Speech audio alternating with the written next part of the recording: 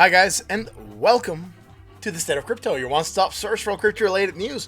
I'm your host Martin, and this is episode 142, the first episode of 2020, and I'm glad to be here, guys. Now, the title of this episode was Bitcoin warming up in 2010's, and Ethereum wallet injects malicious JavaScript. Now, if you're catching this from live, welcome, and if you're catching the replay and have any suggestions for us, please leave us a comment below. We really want to know what you are thinking. Now, if you want to be up to date with the latest crypto-related news, you should subscribe, hit that like button and that bell so you're notified when we go live.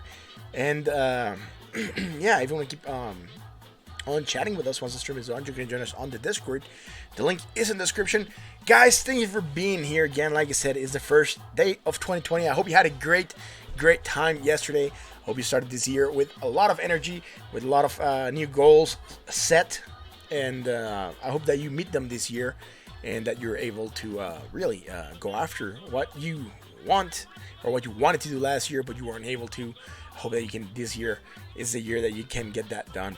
Now, I hope that you stayed safe last night, that you had fun responsibly. And yeah, let's get on with the news, guys. Let's get on with the news. So today I'm not in my usual get up, with a nice shirt or a polo shirt. I'm off today for work, so I'm really just like having a really laid back day. Just enjoying really enjoying the day, right? Now night. Probably gonna crack a beer open after a stream and just finish relaxing, and then hit the office tomorrow again with a lot of energy, ready to start that new year, right? Anyways, let's keep on moving with this show, and let's see what else we got going on here. Oh, before the news, some of you, like last time, asked on Christmas, show pictures of your Christmas dinner, and I did show some pictures of the Christmas dinner back then. Yesterday I had my New Year's Eve dinner, so I'll show pictures of that as well. For some of you that might be a little bit curious as to what my dinner is like, or what I make, I do cook myself. I would say I'm a fair. Sorry, got something shifted here. That wasn't the intent. What I was going with. There we go. I open this. There we go. Awesome. Now here it is. It wouldn't let me play ball there for a second.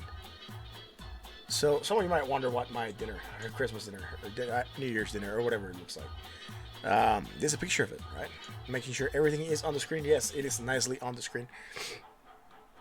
And this is usually what New Year's dinner was looking like, right? We have a nice salad with arugula, serrano ham, some tomatoes, and nice old Amsterdam cheese with a balsamic vinaigrette emulsion, and then some salmon with rosemary, garlic, and yellow lemon grinding, and a little bit of lemon juice on the butter to give that really nice taste. If you were there in the stream yesterday, I had to take a break to go check on the potatoes and then tell my wife what to do after that I was here.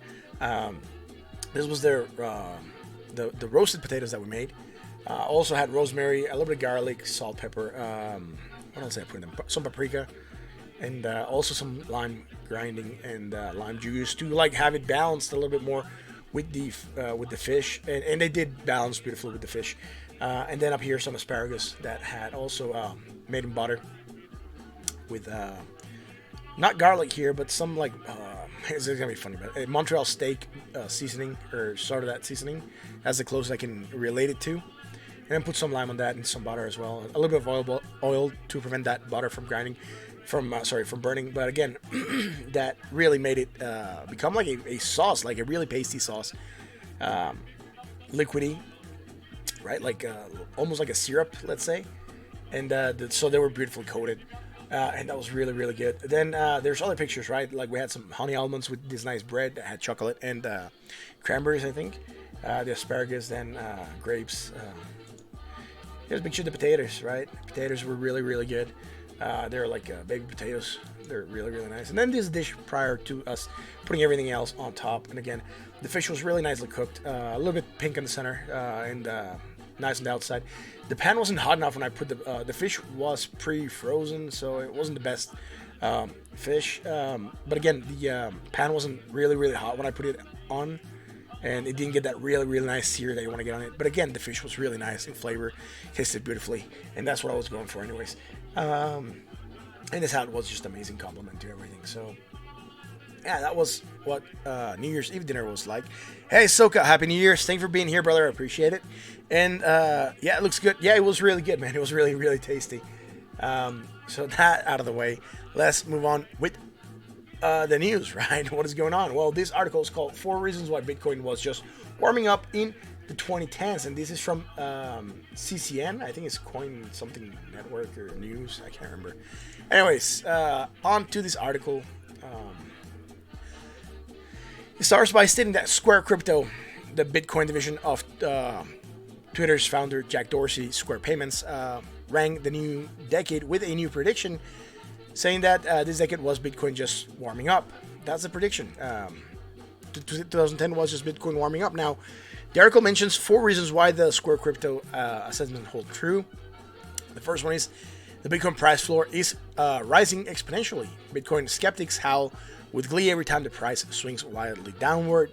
But the statement, Bitcoin is down, begs the question, since when? And over the 1 decade long existence, you don't have to go back that far to find out Bitcoin is actually up from the time it was born, or since inception. Something's happening with the music. It stopped playing here. Oh, there we go. Awesome. Anyways, there's more than, yeah. That's what was pointed out by YouTuber Carl. I think he's the Moon, and he said that last August, and his prediction was this one, right? Instead of judging Bitcoin by the all-time highs, let's look at the yearly lows instead. This will show you the growth of the hodlers of the last resort who will never sell, right? So if you start in 2012 at $4, that was low. Then 65 and 13, 214, 15 was 185, then 16 was 365, then 17 was 780, 18 3,200. I think this year we actually started, the low was even like maybe around that area, right? So if we consider that we started January with that low, you could probably say that. Anyways, the other that we have is this one. Bitcoin hasn't hit the fattest part of the fish, right? And let's talk about this crazy egg chart, and basically it's showing this bell graph where you can see that you have your innovators, your early adopters, your early majority, your late majority, and then the laggers, right? And that's just how adoption usually moves. Now, there's plenty more room left for everyone on the trend to continue. This innovation fintech product has hardly reached market saturation in 2020. In fact, the opposite is the case. It's still very early stage of market adoption. On a 2019 Crypto Radar survey of 5,000 US adults aged 18 to 65, found that only 6.2% of Americans own Bitcoin. The result suggested that that number is about to double, as 7.3% of respondents say they plan to own Bitcoin. Now, my question here is, where were these 5,000 adults at? It's not the same if you ask 5,000 adults in a major city than you ask 5,000 adults in a small town. Right? Or 5,000 adults in various small towns. Also, it's not the same if you ask people in California, where they might be more tech prone, than if you ask someone in a large city in the Midwest or even the Eastern Coast, right? So again, California being Silicon Valley area, right? That you'll probably get more adoption there, or a lot more people having known or hearing about Bitcoin. And also, the world does not revolve around the U.S., right? The world is not U.S. centric. So just taking the percentage of population of the U.S. to determine whether or not you're an early adopter or which stage we're on, it's really unfair, because crypto, it's a worldwide thing. There are probably countries that are farther ahead in adoption than the U.S. And you can be an early adopter of a product. It's not to say this, but let's say in another country, they're already here. They're laggards, right? Like computers were invented, and they're already on, like, I don't know, Windows 20. And then you come into the U.S. and all of a sudden you're an early adopter because you just got in first. Hell no, man. The rest of the world is farther ahead already, right? It's just like an example, right? But again, That's what I want to drive here. The point that I want to make is this: you should not just consider U.S. population to determine where the adoption is, because crypto being worldwide, you should look at the rest of the world and see what the percentage of the world that is holding crypto, because there's other places that have farther adoption, or more of the population is aware of this or have already purchased it, and then compare it against the rest of the world, and then really make a decision based on that, right? That's the way you should really look at this. For that, anyways, the third one they mentioned is institutional finance is bringing in the big guns. At the beginning of the decade, Bitcoin was just fueled by the lunatic fringe. That's what they're calling it, the earliest market adopters. And then it says back then it was only cryptography developers, crazed libertarians, and get-rich-quick schemers who are on the bandwagon. As we enter 2020, or the 2020s, high finance is on board with Bitcoin massive capitalization by institutional investors drove the 2019 Bitcoin bull market. They're actually giving that nice spike we had on July to institutional investors, and I would say that's unfair because a lot of other stuff happened as well. Anyways, the fourth one is second layer blockchain tech will speed up adoption, and they have this small video of Steve Ballmer leads the audience in a chant of developers at the Microsoft 25th anniversary event conference. Now, Steve Ballmer understood the crucial importance of a third-party developers to build thriving ecosystems around major tech platforms. Bitcoin was assigned to be an intensely deflationary currency with a limited supply and limited space for a transaction, and that helped Bitcoin hold and grow value. Now, but what stood in the way was scaling, right? Developers are rapidly solving that problem. Second layer techs like Lightning Network are building the capabilities to meet demand for greater liquidity in the 2010s. Bitcoin will be as easy to use as Apple Pay, but that will be to buy your cup of coffee. Sorry, I was getting a message here on site, and that's when it really gets hot, right? Anyways, that's what this article was stating. Next article kind of talks about someone else's technical analysis, so I don't want to go too much into detail. But we'll talk about it, right? It says Max Payne, Bitcoin boredom incoming before the bull market begins. Now, sorry, ads coming in here with Spotify. Let's get rid of this real quick. Awesome, there we go. Let's go into this one then and play this amazing track from Technoax. That is the guy that I get my free copyright music from, and copyright-free music from. So again, that's the music that I can play without getting copyright strikes from YouTube, right? So anyways, they're talking about these Max Payne scenarios, right? Blah, blah, blah, whatever. What I care about here is this. First trade of the year has to be one of those macro ones, Bollinger Bands, with denoting volatility on the monthly chart pushing all-time lows. We'll not see the few months of boring to set up nicely for a solid and sustainable rise later in the year. So again, this Bollinger Bands volatility, I'm not sure where this guy is getting it from. It obviously is trading view. I looked at this, but I just look at the actual Bollinger Bands, and I don't get that much tightness that he's talking about here. Actually, they look wider apart than the rest, and I usually don't look at the charts right before the news segment, but I do want to point this out, right? We have the month, right? That's what he's looking at, and I'll just show you this, guys. So we have month right here, monthly. Here says monthly, right? And then it says Brave New Coin Liquid Index. So he's looking at a Brave New Coin Liquid Index. So I'm just looking at regular Bitcoin, right? And it's probably why I'm getting this differentiation against what he's talking about. But if I draw back, look at this. Look at how tight they were back here, right? Prior to that 2017 bull run. Then we had this drop, and then we have this rise again. But the Bollinger Bands on Bitcoin on the monthly, just on regular charts, any chart that I look at, it's the same, right? Here it doesn't even go that farther back. Here we do get it here, but again, look at this expansion. We haven't really contracted that much. He's looking at another indicator in another chart to get this data, but again, I wouldn't bank too much on it because it's not the actual Bitcoin that he's looking at, right? So he's looking at the Brave New Coin Liquid Index. So for Bitcoin, and for me, maybe he's looking at it on log scale. Yeah, he's looking at this on log scale. Let me change this to log scale and make sure it makes sense of sorts. Monthly log scale. See how we get this? Yeah, I guess you could say that we're getting that tightness, right? Let me make sure I can like really zoom in here to get this log scale to look better. Might not be the best chart to do this, man. There we go. Yeah, I guess you could say that, right? Look, this was 2016. Yeah, we did. You have to remember, this could be more or less this, because as you get higher, your ranges get shorter, right? On log scale. So yeah, they go doubling, right? Remember how I told you that? You go like 2, 4, 8, 16, 32, 60, 110. This should be 120 actually. But so it goes something like that, right? So every time you look at it, it's double, double, double, double. So it's exponential. But if you look at this width, you could probably slightly larger here still. So again, that's looking at it on log scale. I'll just look at back on natural, regular scale, linear.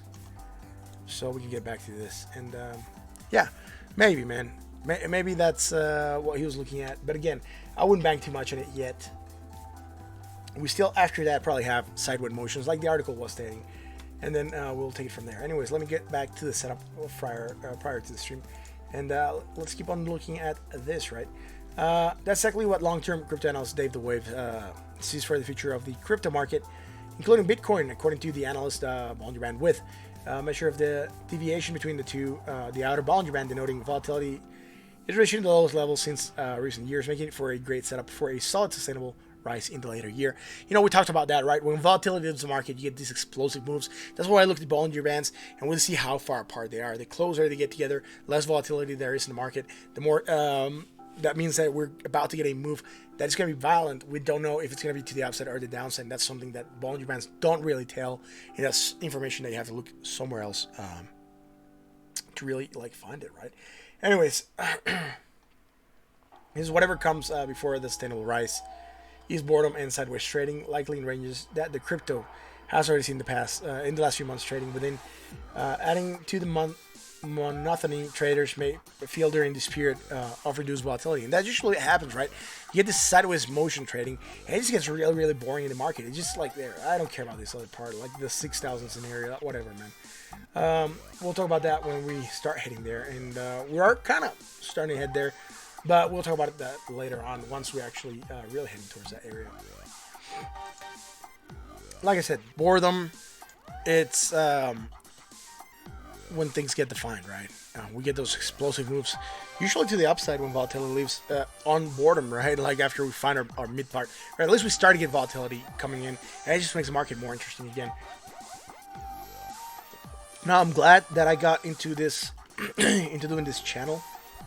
If you guys remember, I started this channel on, I think, August or September. I think it was August.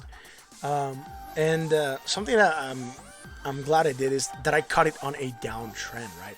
I didn't catch it when the crypto trend was pumping, when it was rising.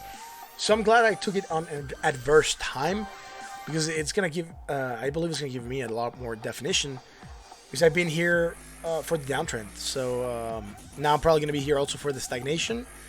And I'm probably going to be here as well for the next run, which is really what I'm striving for here. That you guys get to know me and know this channel. And when things start to go up, you know that we're here and we're reliable all the time. Anyways, onto Ethereum. An Ethereum wallet known as Shitcoin Wallet is reportedly injecting malicious JavaScript code from open browser windows to steal data from its users. That was published on December 30th for a cybersecurity and anti-phishing expert, Harry Dentley. And he warned about the potential breach in a tweet. According to it, Chrome browser crypto wallet software Shitcoin Wallet is targeting Binance, MyEtherWallet, and other well-known websites containing users' passwords and private keys to cryptocurrency. The Shitcoin Wallet Chrome extension ID, this is going to be a mouthful, CKKGMCCEFFFNBBALKMBBGEBBOJJOGFFN.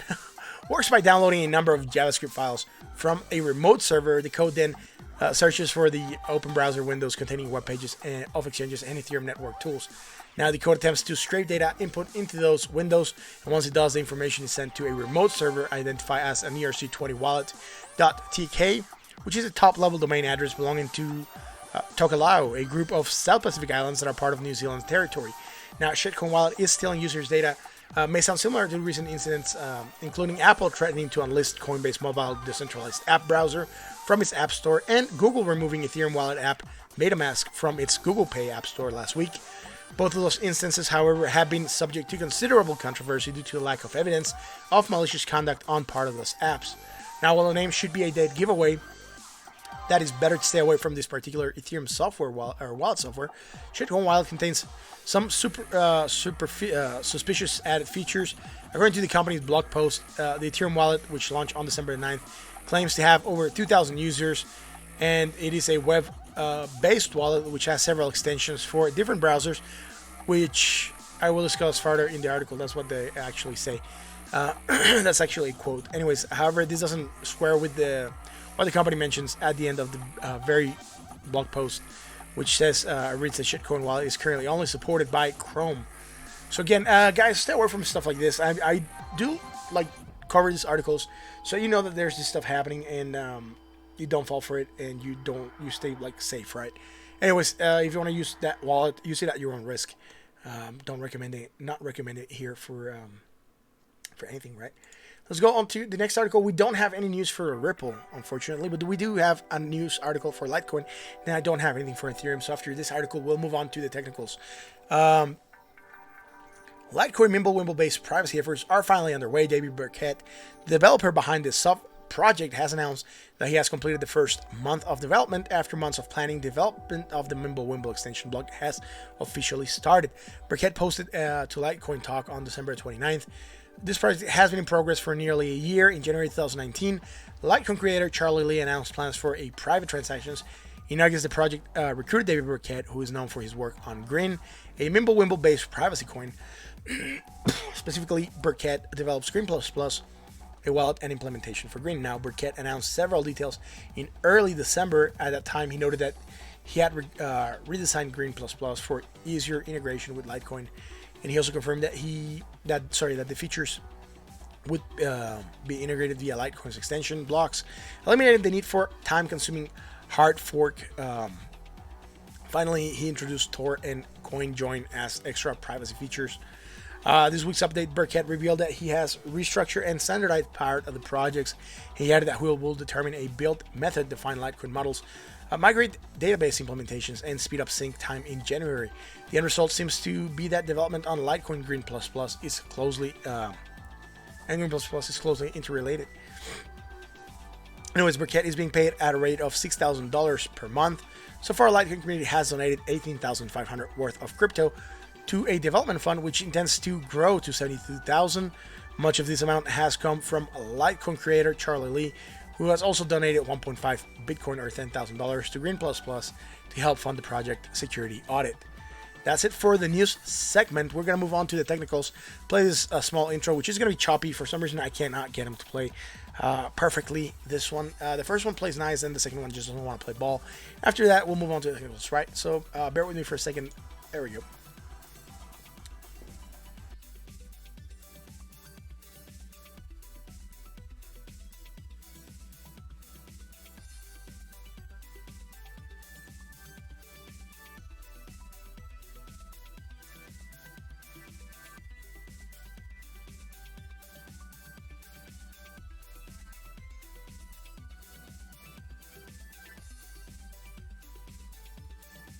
There we go, man. All that choppiness. Oh my god, what can we do to fix it? Oh, we don't know yet. We'll figure it out. Now, what's happening here with the crypto market cap? Well, yesterday we kind of gained a little bit of market cap, right? So on the first, we had a green day. It was very short-lived. We have a very long week to the upside. Again, we had kind of an indecision day, right? Not really a spinning top. We have a larger body than we would like for a spinning top. But we do have those long weeks on the top and the bottom for the 31st. Yesterday, we did try to push to the upside, very small on the downside. So again, bears really bringing the price down again, or taking money from the cryptosphere right now.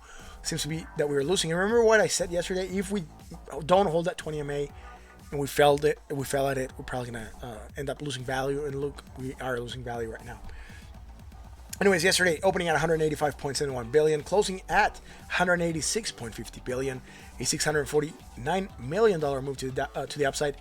So 0.35%. Right now moving down 1.77 billion. Sorry, 1.17 billion. Losing 0.63% of market cap, sitting at $185.33 billion. Now that's it for total market cap. Let's look at Bitcoin dominance. Bitcoin losing dominance yesterday, which is good. I like this. Again, if you're a Bitcoin maximalist, I'm sorry about that. but it's better for the cryptosphere if this is better divided. So yesterday losing some dominance, 0.15% from an opening of 69.91, closing at 69.79. Right now, indecision going on, but sitting more or less at 0.02 to the upside, or sitting at 69.81% of market cap. Price of Bitcoin, $7,130.88. See what I said yesterday? Look at this on the daily. I'm going to get rid of the Bollinger Bands real quick. Sorry, I cannot do this without the Bollinger Bands. All right, there we go. Look, man, I'll try to zoom in more, but I'll have to do something weird with the chart. See, we fell at the 20 MA, we closed below it, and lo and behold, today, really moving down. Sorry, guys, that's the way this works. Again, I told you that we're probably going to test that 20 MA, and we kind of failed at it, so that's what we were expecting, right? However, we're still within this range of 7,200 and 7,075. We talked about it. If we failed, we're probably going to move down to this lower area. I'm not sure why we haven't hit it yet. Really, I would be expecting to hit it soonish, actually, but losing that positive momentum still and sitting neutral on the RSI at 44.79. Let's move on to the 4-hour chart, right? On the 4-hour chart, what do we have going on? This is from the 1 hour. Sorry, guys. I thought I did this yesterday throughout the stream, right? Moving everything, make sure everything was clean for today. And for some reason, all this stuff just keeps popping back whenever it feels like, man. It just makes it so weird. And it makes it so that I have to, like, keep on doing this stuff every time we're on the air, right? Anyways, we had this kind of divergence, right? Action to the upside, we got it. Played up beautifully, failed around that 20 MA and started to break down. On some other coins, you'll see it. Remember how I said we're hooking and we might drop? Yeah, that's probably what's happening as well. Now, stuff I do like right now, shorter term. Low, lower low. Right now, we're still building this new lower low, right? This 4-hour candle is still burning. But look at this, man. Less negative momentum. Now, this is the first island we get. So this could keep on develop, right? And keep on building. But just keep on tracking this if you want to see how this plays out. Sitting at 37, we were sitting at 37.44 on the RSI. Right now, we're sitting at 38.28. So we would also be developing that bullish divergence here on the RSI. So we have strong bullish divergence on the MACD histogram and on the RSI against the price, right? Low, lower low, negative momentum, less negative momentum, low in the RSI, higher on the RSI. That's how this divergence works. We might start to get some stagnation. If we close this candle here, next candle might still be red. Still yet to be determined. The 1 hour might give us a better clue, but we could start stagnating around this area before we actually start to pump again. I'm liking this right now. Like I said, let's wait and see how this keeps on building up, right? Let's go to the 1 hour. So that beautiful divergence that we had, we don't have it on the 1 hour. We had this divergence. We called it out, I think it was on the 31st. So yesterday night at 8 p.m., we were on the stream. This managed to pump a little bit more to the upside. That's fine. Really not changing our analysis because this was hidden bearish divergence, price action to the downside, right? And look, we got it, man. We still broke down, holding that 20 MA, right? Bouncing a little bit higher and then really breaking down. But why are we breaking down? Well, we're breaking down because we developed from here to here bearish divergence, strong bearish divergence, right? High, higher high, positive momentum, less positive momentum. On the RSI, we don't have it. We're actually going higher on the RSI, which is fine. That means that we're just congruent with the market. Trying to figure out if we're doing something else here. Let's see this. Low, where's this low at? 29.37. We're slightly higher still, so that's fine. So we are creating a bullish divergence right now, right? That's what I'm looking for. We're going slightly lower on the price. From here to here, we're actually going slightly in on the oscillator, but we don't have it here on the MACD histogram. This would be minus 5.10, and this is minus 7.89. So low, right, low, lower low, negative momentum, more negative momentum, going congruent with what's going on here. We're about to undo this, man. Any small pump to the downside will get this ruined. And right now we're sitting at, like I said, 32.28 sold on this RSI, but down here we're at 29.37. Again, if this moves slightly down, this is going to be shifting down as well. And I'm going to end up undoing this divergence. I'm hoping that this plays out of the RSI. It will certainly give us a reversal. We got some tightness on the Bollinger Bands. Again, when we broke down here, we probably also get a cross. Yes, we did. Cross of the MACD over under the signal line, right? The signal line being this orangey or red line here, and the MACD or line being this blue line. And you know, when we get those crosses, sometimes we get large price bars coming in, right? Like shifts in price. Right now, like I said, Bollinger Bands volatility leaving, and usually when volatility leaves the market, we get those explosive moves, right? That was one of the articles that I was covering today. Talked about the Bollinger Bands. Yes, this is what I'm talking about. When we get this tightness, we get those volatile moves. Sometimes we get that stagnation that happens over a long period of time, especially if it's in the larger scales. You can get a couple months of just sideways motion without anything really happening as you keep on tightening on this range. Trying to see what else is going on here, guys. 1 second. Making sure I'm not missing anything else here. I don't believe I am. So I'm going to call this the whatever we just did for see, here we go, man. It wants to shift it to the 1 hour, to the 4 hour, sorry. And I'm not cool with that. We want this to stay here on the 4 hours with us forever and ever and ever. Float down here with us on the 1 hour, man. There we go. Yeah, fudge, man. So, okay, we don't have anything else here. That's what I'm looking at right now. So, some potential that we might start to turn around here. If this keeps on going down, this gets negated. On the 4 hours, like I said, if this goes farther down, you still probably have divergence here. Even if you hit that 7,075, you'll probably not get this much lower on your MACD histogram, but your RSI, you'll probably undo it really quick. So again, some divergence can still develop, and we might try to bounce from there. Could be that we recover a little bit and then still go slightly lower with even less negative momentum, create that second time divergence, and really start a pump from there. That's it for this. Let's go on to Ethereum. Ethereum dominance on the daily. There we go, loaded. So what's going on, man? Below that 20 MA still, right? We opened sideways. So you could say we opened at the 20 MA and still. So yesterday gaining a little bit of dominance, 0.94%, almost undoing what we lost the previous day. Right now moving down, still 0.43%. Ethereum dominance sitting at 7.59% of market cap. I really want this to go higher, guys, for the rest of the coins. It makes the ecosystem much balanced, right? The whole crypto ecosystem. What's going on with Ethereum on the daily? Felling at the 20 MA, same stuff that happened with Bitcoin. And remember what we said, if we fell at 20 MA, probably have lower prices to look forward to. When we're starting to run to the upside, I think we opened here yesterday when we were doing the stream. I said we're probably going to come up here, touch and test the 20 MA, see if we hold it. We actually passed it and then rejected, right? The bears bringing this price down, still moving it down today, undoing on the few hours that the market has been open, almost the gains from the prior day. So that's fine, sitting at $128.84. Really nothing else going on here, right? We had this hidden divergence going on. Right now we just have that to play off, right? Hidden bearish divergence, price continuation to the downside. Starting to stagnate around this area. We might get better clues on the short time scales. Neutral on the RSI at 41.92. That positive momentum is starting to stagnate. Let's go into the 4 hours and check that one out. Well, this is from the 1 hours. Again, I did this throughout the stream yesterday. I corrected everything so that we would have a clean slate.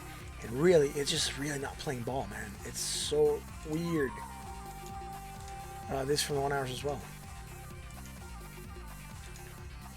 You might ask, how do I know it's from the 1 hours? Because it don't make sense where the line says. We got the same top breaking to the downside again. Yes, we called it. We were getting this rally, right? Remember, we were on here last night when I was in the stream, 8 p.m., right? This is the 6 p.m. candle. This would be the 10 p.m. candle. So I said, look, man, it looks like we're going to do one of those like hooks and then drop. And that's what we ended up doing, right? Hooking and dropping. Again, lower high, sorry, slightly higher high than our previous high. Let me look at another chart for Ethereum. This looks a little bit off. Here we go. This one better. Yeah, we apparently did get hit a slightly higher than our previous high, and we'll check that one out there and talk about that for a second. Okay, cool. So we had divergence, price action to the upside, right? Hidden bullish, we call it. Look, we got this really nice rally.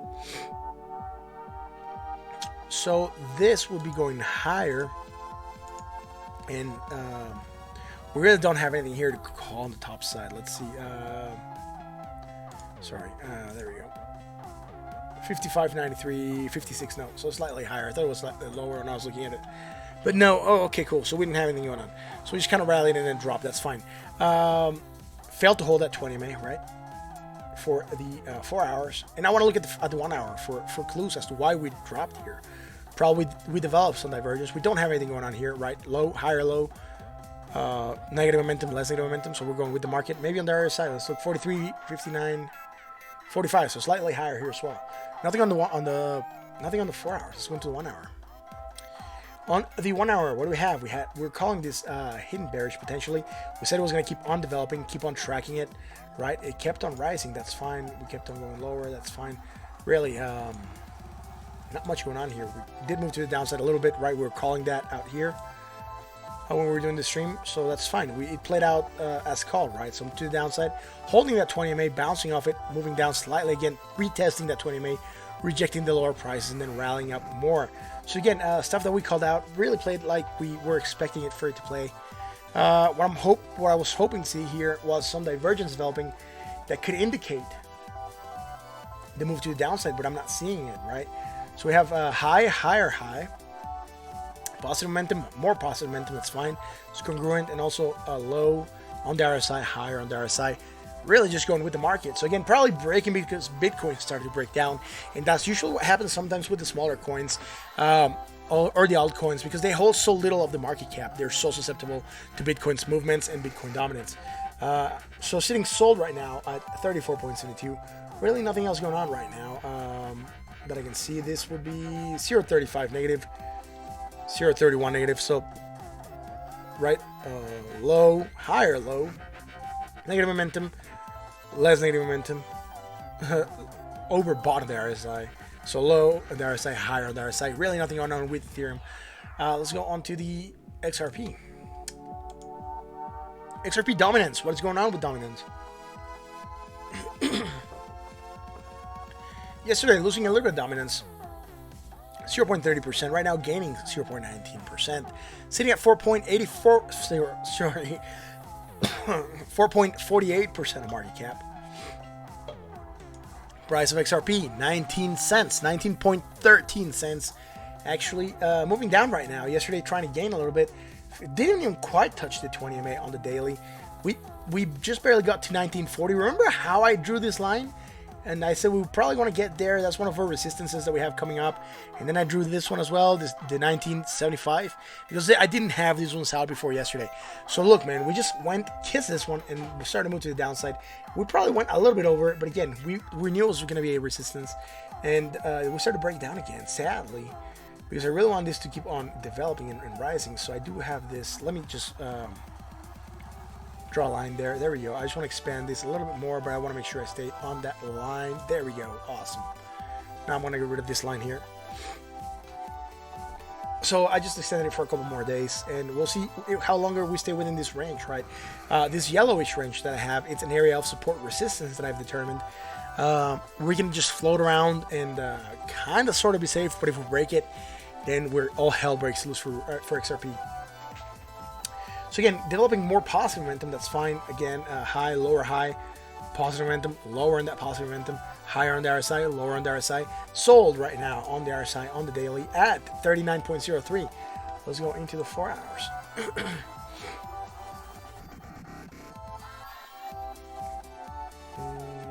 Sorry.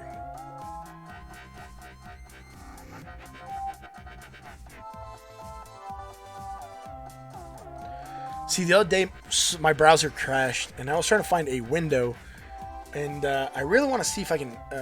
just give me 1 second, guys. Sorry, bear with me for a second. I'm trying to get something here.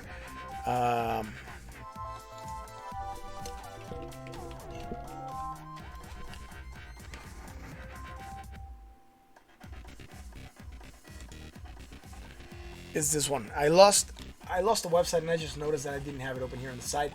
And it's coin fair value. And according to this website, XRP is undervalued. It should be worth 50 cents, 52 cents. I'm not sure where they get their value from. Apparently, it's from views. The other day, it was at $1.90, and like 19 cents or something. Right now, it's down. So again, I really, really wonder how they get their value. It's a website that I talked about before, and I really like to revisit to look at stuff. Remember how I said we had this shoulder that I was thinking that it could be the shoulder, but then I kind of backtracked and said, man, it doesn't look like a real shoulder on the 4 hours. On the 1 hour, it was looking like a shoulder, right? We do have this sort of dip here and then this movement, but then we wouldn't be breaking. This would be the neckline, this blue line, right? For this blue developed shoulder, let me extend this to here. Then this would be what I would be calling our actual shoulder right now. But still, I'm not sure how this is going to play out and develop. Now, a movement of here would see us if this was a valid head and shoulder, right, to the blue shoulder, which I'm not calling it because we did break the neckline, but we didn't hit a measure move, which would have put us at 18.53 cents. If we were to move on the other one, right, this yellow one that I have here, it would certainly put us around 18.12. So again, hitting that lower 18-cent mark. Let's go back to the 4 hours and see if something else is developing here. So high, lower high, less positive momentum, that's fine. Let's see, low, higher low, less negative momentum. So really nothing going on with the RSI that we can call out, right? And that's what we're looking for. Why do I have this one here? I don't have anything matched against it. That's awkward. And it is from the 4 hours. Was I getting something here? Yes, I had. And for some reason it got deleted. Alright, cool. So I'll go here. And I'll go from here to here. Right, hidden bullish divergence. That's probably what I was tracking, and we quite didn't have it here for some reason. Yeah, we didn't have it, or we're starting to develop it. And for some reason it got deleted. Maybe it went to the 1 hour chart, I'm not sure. Yeah, apparently it's on the 1 hour chart. So I do have some weird stuff going on here. This is in the 4 hours now, cool. And let me make sure this is in the 4 hours as well. No, it wants to go to 1 hour. There we go. Sometimes I have to shift stuff like this because it's not staying where it's supposed to. Like this was from the 1 hour, and I'm sure I corrected it the other day to where it was gonna stay on that time frame, and it's like maybe this is telling me that I should buy the premium version of this, although I really don't want to. Alright, cool, so we have this going on. Alright, hidden bearish, hidden bullish, sorry, divergence. Price continuation, we got that nice bounce, and starting to move to the upside now. This was to yesterday at 10 a.m. So we have this really, really nice developing here. Starting to curve down right on that shoulder, what we called it. We had it here, obviously developed a little bit farther. That's fine, really nothing to worry. The price got really, really close. Remember, I said it could still come up here and get closer to this range, and then I set up this as a top and then this as a top. Yeah, beautiful, man. I set up here because it was where we wanted to hit for a shoulder, but the maximum we were willing to hit for a double top, and then if we broke that, we were gonna get rid of a shoulder or a double top. And we actually hit this area and rejected it here, spot on. And again, very, very nice movement to the downside. We don't really have anything going on here except for this divergence I just shifted, right? That justified this move, and that's fine. Really not to worry about this because I really don't have anything else playing here. So I'm gonna move on to the 1 hour and look at that there. On the 1 hour, it looks in the 1 hour it doesn't quite look like a head and shoulders. It looks like an amorphed head and shoulders, and the more textbook this stuff looks, the better it is. Now this neckline would be extended all the way out to like here, I guess, and we would have to like break it and then measure where we break it to actually call our bottom, right? Waiting for this to happen though. Let's see, we had divergence here developing. Yes, bullish. We called this one out yesterday, so we did have that bullish divergence called for price action to the upside, and that's fine. Let's see, higher high, more positive momentum. It's fine even from here to here. We're developing a higher high, more positive momentum. That's fine. Also with the going online with the RSI.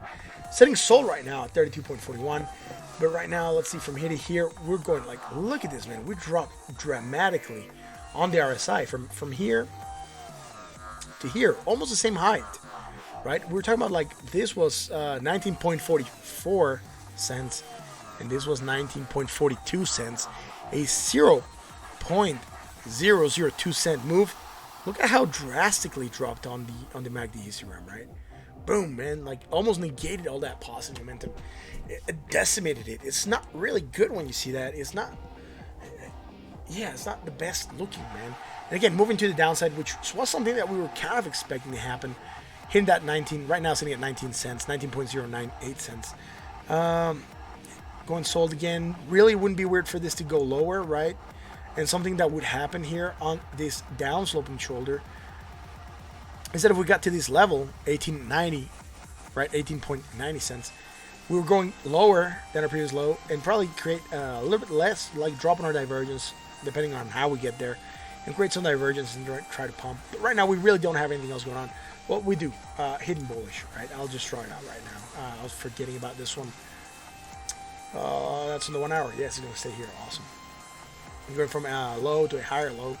right? Low, higher low, negative momentum, more negative momentum. So you're developing a higher low with more negative momentum, creating that hidden bullish divergence that could potentially get just to stagnate around this area and then try to pump. This is a negative still. So again, we might try to rally or stagnate around this area. This will still go on developing, and we'll figure it out once that happens. On the RSI, we don't have it, right? Going low on the RSI, higher on the RSI, that's fine. Like I said, sold at 32.41. Move on to the next coin. Let's go to Litecoin.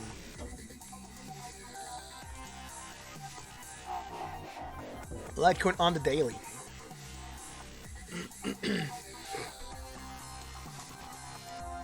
What is happening with Litecoin on the daily? Well, yesterday we gained dominance 0.52%. Right now, gaining very little dominance, 0.02%. Sitting at 1.42% of market cap. Price of Litecoin, $41.13. Again, divergence, price action to the downside, again, as expected. Holding the 20 MA, right? Unlike the rest, this is looking a little bit more solid right now. Why? Because Bitcoin failed the 20 MA. Litecoin is holding it, right? It came down here, right? And it opened above it. Right now, it's undoing it, but still holding that 20 MA, not getting below it. And that is a strong signal for Litecoin. Yeah, weirdly enough, right? Again, I'm not 100% with Litecoin right now because of the way it's been developing and stuff that's happening with the Litecoin Foundation. And other news that have come out that could be FUD-ish. But again, right now I'm not holding any Litecoin. I'm not holding any crypto except for Ripple right now. And I told you guys that before. And I'm only hodling that because one of my hodl bags long term because of what the project's doing. But again, the rest of the crypto market I am trying to get back into. I just haven't found an in yet. And that's why I'm keep doing this analysis daily. So I want to find, see if I find that in, so I can put my money back into crypto and take advantage of the next bull run. Right now, again, setting neutral on the RSI at 43.86. Nothing happening on the daily. Let's go to the 4 hours. On the 4 hours, we were developing bullish divergence, price action to the upside. We were rallying, and again, failing at the 20 MA. We didn't even get to 20 MA, but dropping again, probably because the rest of the market is doing the same thing. Now, we are slightly higher right now than our previous low, which would be this one. Also, lower on the RSI and higher lower in the MACD, higher on the RSI. Neutral still at 41.79. So if I wanted to do something, I would look at this and go from here to here. We're higher, right? So from here to here, we're lower right now. So it's fine. We're congruent, and we're also congruent here. And I'm looking at this point here, which is 40.77, and this point here, which is 41.79. And that's what I'm looking at to determine this. Now, what would potentially happen, right? We would go down lower, right? This would very, very likely would not get to this level. So again, you're probably going to go here and create divergence, right? Bullish. And you could potentially, because on the RSI, you're much closer to undoing it, have bullish divergence on the RSI that would look like that. But again, this all depends on the price of Litecoin still dropping a little bit more before we actually develop this divergence and try to run. That's it for this on the 4 hours. Let's go on to the 1 hour. Look at this chart. See how I targeted this and I left it open? I mean, it was because I was calling this divergence, this potential divergence, yesterday night, and I said, look, man, you can still go up, right? And so long as you don't pass this price, which we didn't, you'll probably still go higher than this, which we did, and you would create that hidden bearish divergence, price continuation. And look, man, when we created that last high, right, and we'd stopped going higher, we ended up breaking down, right? That's what we were calling yesterday on the stream. That's why those lines were left open. And if you don't believe me, you can go back and watch yesterday's stream's analysis for Litecoin, and you'll see that that is the reason why we left it open. I said, just keep on tracking it. It'll keep on developing. You'll probably end up developing it because for this to happen, you really had to get your price up to $42. And you were like down here, I think, where we were doing the live stream yesterday. Yeah, around here. So around 41.73. And I wasn't sure you were going to get all the way up here. That's why I left it open. It was a big move for a Litecoin that I had to make.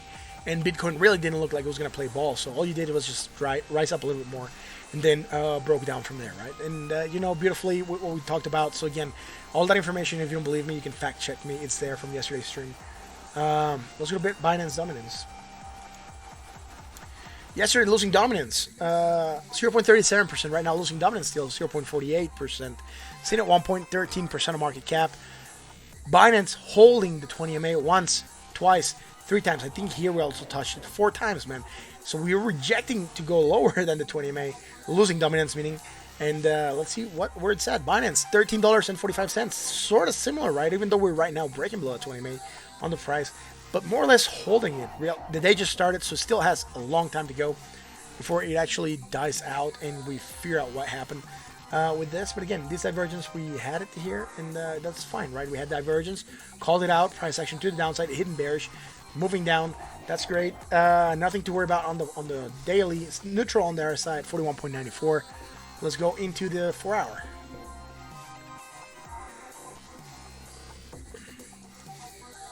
On the 4-hour, what's happening on the 4 hours?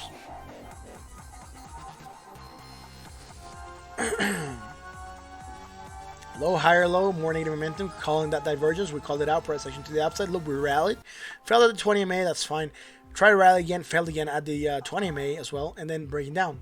Great, going with the market and really not doing anything that's really worrying. Let's see this though. I am liking this one because this is a negative 0.5, negative 0.0561, 0.045. So yes, lower on the RSI, right? And you're going lower on your price, creating bullish divergence right now on the 4 hours. You don't have it on the RSI, unfortunately. You're going lower as well. Sitting neutral still, though, at 40.86. And that's it, man.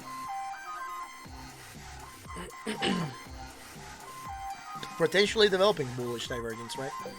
This can get to this area real quick. So, again, just be careful with this. If this gets to 5.612, negative 5.612, you negate that divergence, and then your hopes of pumping to the upside. That's it for Binance on the 4 hours. Let's go to the 1 hour.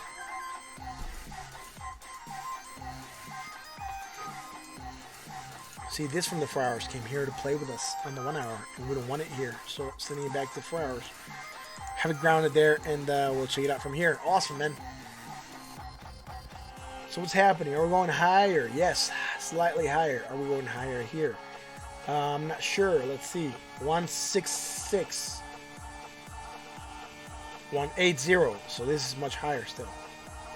164. Okay, cool. So we are going from here to a higher high.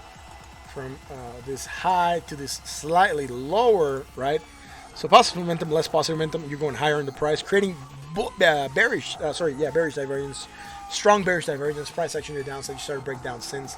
Do we have it on the other side, though? I don't believe it. Low, higher, low. That's fine. Going with the market. Even going back here. Yeah, we don't have it. Just on the MACD histogram. That's that, man. Still breaking down beautifully. Breaking below 20 MA, bouncing right, trying to touch it. Once, twice, 3 times, rejecting it and breaking down. Also crossing off the MACD. Right, the blue line over the signal line. And we get those large candles, right? Look, man, we crossed on this candle. And the next candle, it was a large red candle. And then we've just been developing. Look, 3 black crows. Bearish sign that usually means price action to the downside still, right? So let's see how this keeps on building for Binance. Guys, I have a couple of you guys watching. So if you guys want to comment, look at another coin or something else, do let me know. If not, that's going to be it for tonight's stream. We will almost be in live for 1 hour. And I'm grateful for each and every one of you that shows up tonight and that is with us watching this state of crypto and what's happening right now with the cryptosphere. You might wonder why I don't do long-term predictions or wild predictions like the rest of the channels or cover other stuff longer term. And it's just my personal preference with the market the way it is right now. We're having a lot of indecision, even though we're breaking down with the market. And I don't look.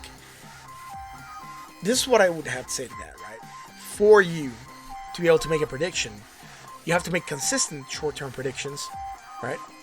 Once you've proven that you can make a lot of short-term predictions that are reliable with a minimum rate of failure, then go on and start projecting slightly longer, and then go and start projecting slightly longer. And as you see those predictions still happen, then project farther and farther ahead. For that to happen, you really have to develop a really good understanding of the market.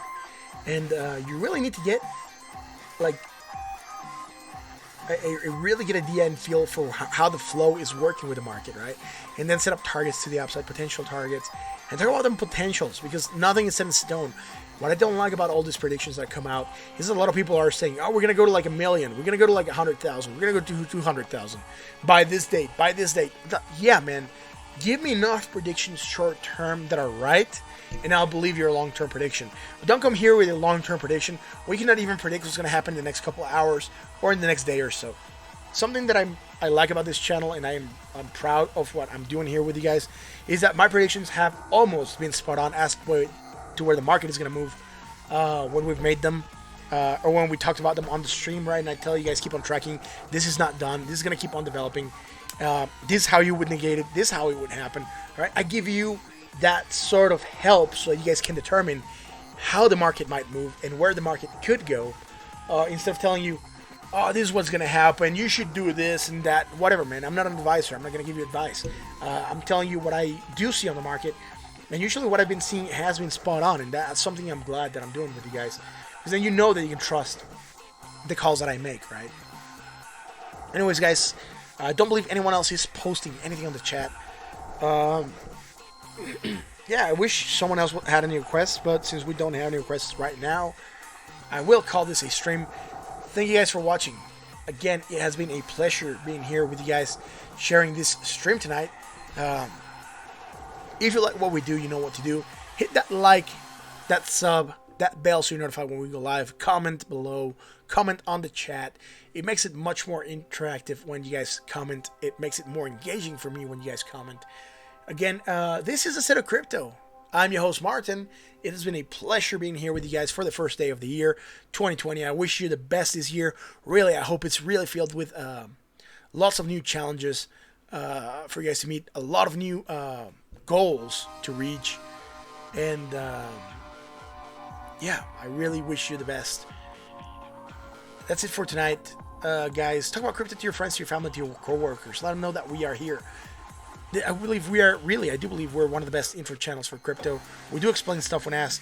And I like what I do. So, yeah. Guys, thank you for helping. Thank you for the support, for being here, for everything. Again, thanks so much. That'll be all. I'll catch you tomorrow for another edition of The State of Crypto at 9 p.m. Central, guys. Again, thank you very much. That'll be all.